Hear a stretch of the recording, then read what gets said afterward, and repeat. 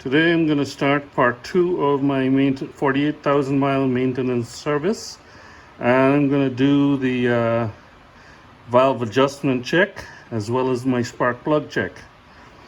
Lesson learned from last year's valve check was the mess that went all over the place. Good, I've unscrewed these. Just pull. You see? This is what I was talking about. I've got a little bit of a mess going on my floor. The side stand is up, so word to the wise. When you're doing the left side, put the side stand up. The side stand is down right now, so it's stopping my little flange from going all the way into the right position. But what I can report is that the valve cover comes off without taking off that wire in front, so that's one good thing. It comes off without doing that, and it also makes a mess of your crash bars. So let's wipe this up a little bit.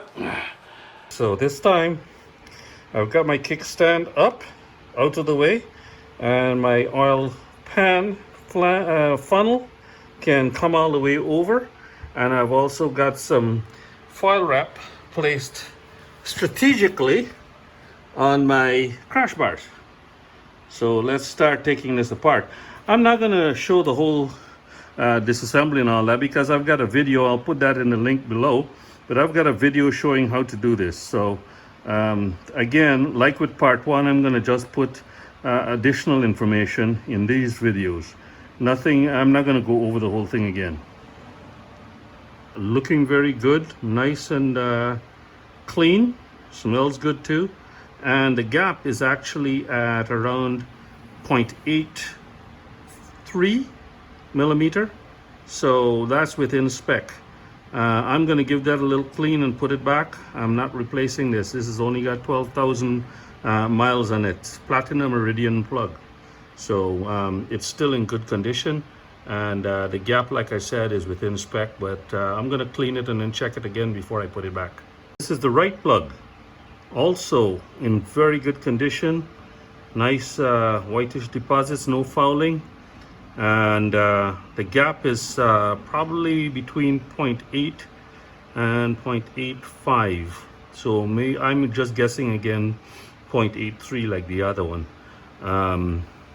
Very nice. I'm going to clean this and put it back too.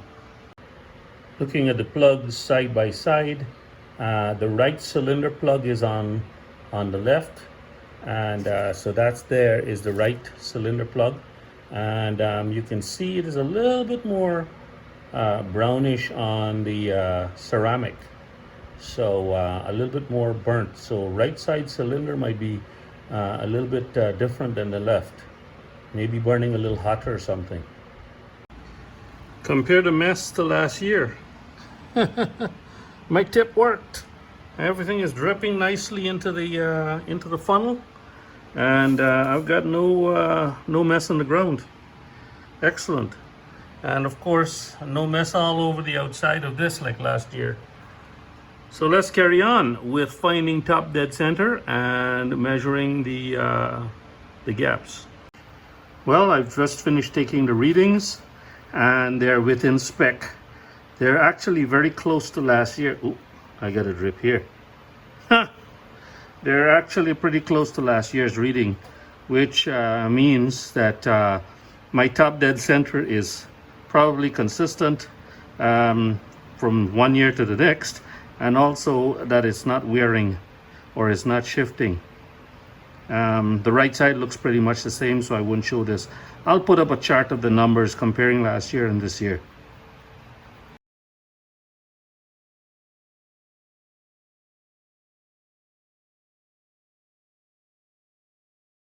It's all buttoned back up, both sides. Everything torqued to spec, and hopefully the bike still works.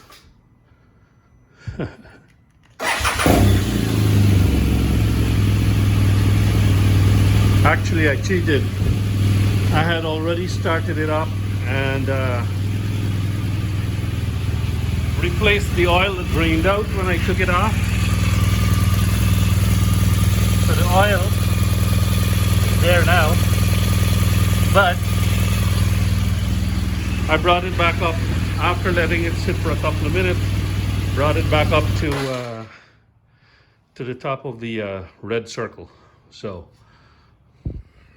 all's good back again. So what we got done with this part is the valve clearance check, spark plug servicing, and replacement. Yesterday we got the oil and filter done. I didn't get to do the lubing of the spline here in the final drive because now it's past my lunchtime and I'm hungry and I'm hot. So that'll have to be part 3.